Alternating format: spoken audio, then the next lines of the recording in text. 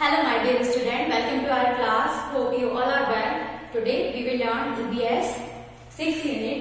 आज हम लोग EVS का 6 यूनिट पढ़ेंगे, पर उससे पहले आपकी 5th यूनिट का थोड़ा सा पार्ट बचा था, तो हम एक बार उसको कंप्लीट करते हैं.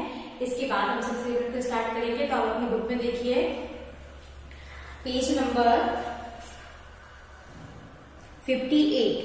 तो आप पेज नंबर 58 पर देखिए. इसमें आपको दिया हुआ है, do you know the wheels in one of the most important inventions. All these vehicles are able to move because they have wheels. इसमें क्या बोला है आपको कि जो व्हील्स होते हैं वो एक जगह से दूसरी जगह जाने में सक्षम होते हैं. कैसे? क्योंकि उनमें व्हील्स लगे होते हैं. व्हील्स की हेल्प से ही जो व्हीकल्स होते हैं वो चलते हैं. तो इसमें आपको पूछा है सम हैव 2 व्हील्स. तो इसमें 2 व्हील्स जिन व्हीकल्स के होते हैं उनका नाम लिखना है आपको. तो इसमें आपने लिखा है बाइसिकल और बाइक. इन दोनों में 2 व्हील्स होते हैं. Then some have 3 wheels. जिनमें 3 व्हील्स होते हैं हमको वो लिखना है. तो इसमें हम ऑटो और रिक्शा लिख सकते हैं क्योंकि इनमें 3 व्हील्स होते हैं. Then some have 4 wheels. Some have 4 wheels का मतलब जिनमें 4 व्हील्स होते हैं. तो 4 व्हील्स किस किस में होते हैं? कार और बस में. इसके बाद some have 6 wheels. Some have 6 wheels.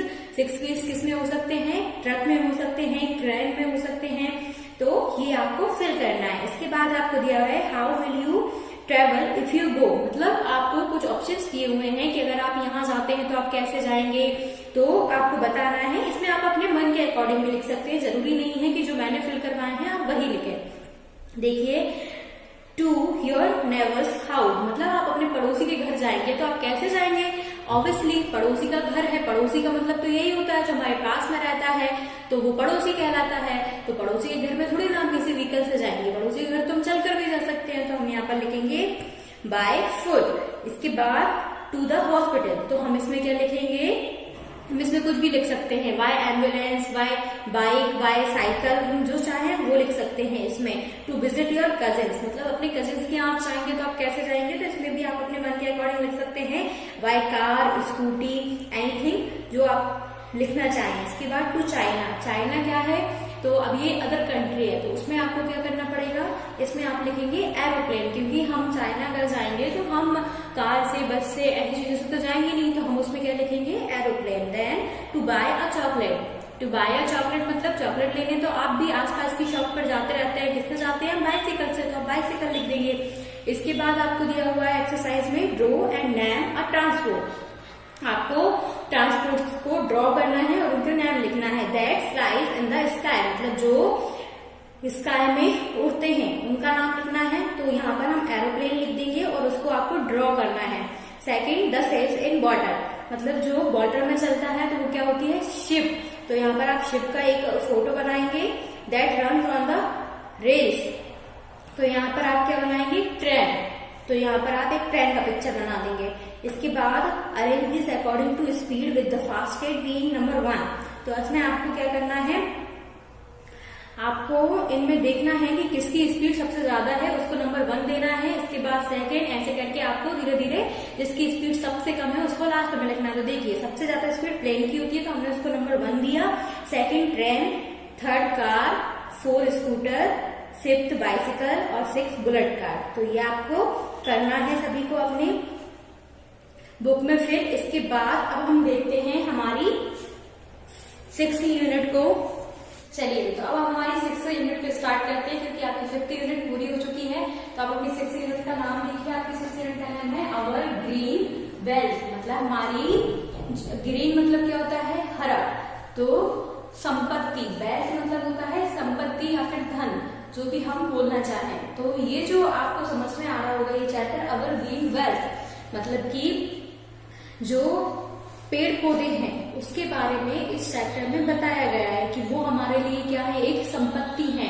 ये हरियाली क्या है? हमारे लिए एक धन की तरह है, संपत्ति है हमारे लिए. तो इस चैप्टर को हम रीड करते हैं. The plants and trees around we see have so much to give to you and me. Food, clothes, shade are some of those fresh air, rain and flower that live. तो इसमें क्या है? इसमें बताया है कि जो पेड़ पौधे हमारे आसपास होते हैं have so much to give to you and me. मतलब उनके पास बहुत कुछ होता है आपको देने के लिए और मुझे भी देने के लिए। कैसे? आपको जो ट्रीज रहते हैं वो आपको फूड देते हैं, खाना देते हैं, आपको कपड़े देते हैं, छाया देते हैं, और कुछ ऐसे होते हैं जो हमें फ्रेश एयर भी देते हैं, और जो रैन मतलब जो ट्रीज रहते हैं वो बारिश करवाने में भी उनमें एक हेल्प करते हैं। तो जो ट्री रहते हैं वो वर्षा करवाते हैं। फ्लावर्स, ये सारी जो चीजें हैं ये हमें कौन देते हैं? ट्री देते हैं। Go out and look around you, you can see different kinds of plants in different shapes and size. इसमें क्या बताया है, आप बाहर देखिए अपने चारों तरफ, तो आपको अलग अलग साइज और शेप के ट्री मिलेंगे। Some are tall, some these are trees, they have strong trunk. Name 3 trees you can see around you. तो इसमें क्या बोला है? some are tall. some are tall का मतलब है कि कुछ बहुत लंबे होंगे, और these are trees, जो बहुत बड़े होंगे, लंबे होंगे, क्या कहलाते हैं? ये trees कहलाते हैं। they have strong trunk, तो उनका मतलब जो ट्रंक है वो क्या होगा? बहुत स्ट्रांग होगा। तो इसमें आपको ऐसे 3 नेम लिखने हैं। तो आप इसमें क्या क्या नेम लिख सकते हैं?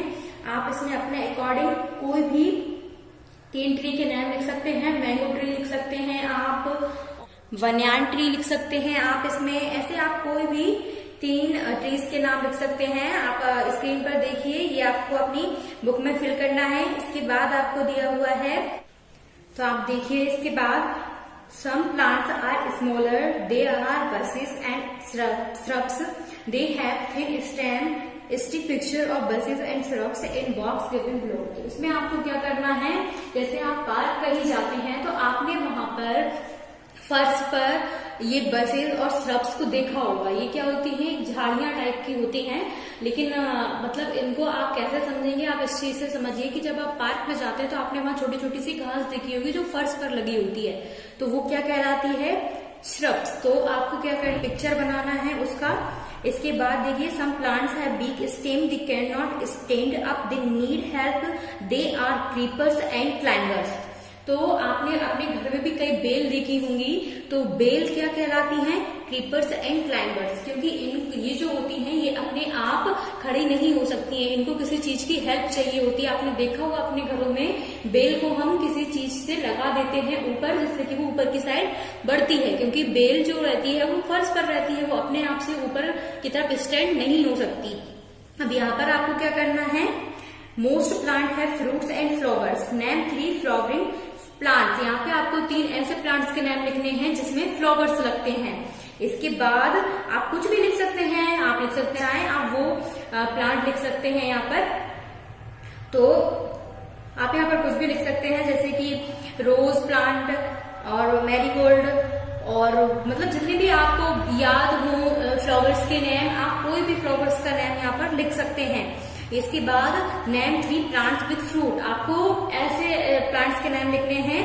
अब जैसे कि आप यहाँ पर लिख सकते हैं जिनमें फ्रूट्स लगते हैं, मैंगो ट्री लिख सकते हैं जिससे हमको मैंगो मिलता है, और ऐसे ही आप बहुत से एप्पल ट्री लिख सकते हैं जिससे हमको एप्पल मिलता है। ऐसे आप कई ट्रीज के नाम लिख सकते हैं, बनाना ट्री लिख सकते हैं, वो आपको इनमें लिखना है। इसके बाद आपको दिया हुआ है एक नेक्स्ट पेज पर प्लांट का डायग्राम, जिसमें आपको एक ट्री दिया हुआ है, सॉरी इसमें आपको एक ट्री दिया हुआ है। इस ट्री में आपको क्या क्या बताया हुआ है? स्टेम बताया हुआ है, आपको वर्ड बताया हुआ है, फ्लावर बताया है, लीव्स बताया है, रूट्स बताया है, फ्रूट बताया है। स्टेम मतलब क्या होता है? तना। मतलब जो आपने देखा होगा एक ट्री रहता है तो उसकी ब्रांचेस तो साइड्स में निकल जाती हैं, लेकिन इसको जो बीच का पोर्शन होता है उसको क्या बोलते हैं? हम स्टेम बोलते हैं।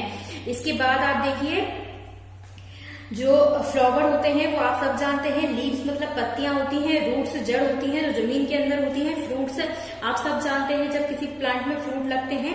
तो इसके बाद आप देखिए बर्ड, जो एक फूल रहता है जो आधा खुला हुआ रहता है उसको हम बर्ड बोलते हैं। तो ये डायग्राम को आपको सबको अपनी कॉपी में बनाना है। इसके बाद आप देखिए plants give us so many things we need, तो आपको क्या करना है? यहाँ पर आपको कई चीजें दी हुई है जो आपको प्लांट से मिलती हैं। अब आपको नाउ एड 3 मोर थिंग्स, आपको इनमें 3 मोर थिंग्स मतलब आपको 3 चीजों के और ऐसे नाम लिखने हैं जो हमको प्लांट देते हैं। तो आप यहाँ पर वुड लिख सकते हैं, मतलब लकड़ी देते हैं हमको प्लांट, और लिख सकते हैं आप यहाँ पर हब्स लिख सकते हैं, क्लॉथ्स लिख सकते हैं आप इसमें। तो आप स्क्रीन पर देखिए और इसको अपनी बुक में आपको फिल करना है। इसके बाद अब आप देखिए, आपको एक्सरसाइज दी हुई है, fill in the blank, fruit, flower, bird, stem, leaf, seeds, roots. ये आपको फिल इन द ब्लैंक में फिल करना है। देखिए इस एक्सरसाइज को हम फिल करते हैं, the lotus is our national flower. इसमें हम फ्लावर फिल करेंगे क्योंकि लोटस हमारा नेशनल फ्लावर है। अ flower grows from a, flower कहाँ से बढ़ता है, बर्ड, तो इसमें हम बर्ड फिल करेंगे। ऑलमोस्ट, तो इसमें दिया है almost every plant has leaves. इसमें हम क्या लिखेंगे, क्योंकि ऑलमोस्ट सभी प्लांट में लीव्स होती हैं। इसके बाद द ब्लैंक कंटेंट सीड्स, तो फ्रूट में बीज होते हैं, तो हम इसमें फ्रूट फिल करेंगे। From blank grow new plant, new plant उगाने के लिए हमको सीड्स चाहिए होता है, तो हम बीज चाहिए होते हैं, तो हम इसमें बीज सीड्स फिल करेंगे। Then the blank of the tree is called trunk, तो इसमें हम स्टेम फिल करेंगे। The blank usually grow below the ground, तो इसमें हम रूट्स फिल करेंगे। ये आपको अपनी बुक में फिल करना है। ये यूनिट आपका यहाँ पर कंप्लीट हुआ। नेक्स्ट वीडियो में हम नेक्स्ट हमारी यूनिट को स्टार्ट करेंगे। इस यूनिट में जितना भी मैंने आपको समझाया है, पढ़ाया है, ये आपको अपनी बुक में फिल करना है, अपने फेयर कॉपी में वर्क को कंप्लीट करना है। Thank you.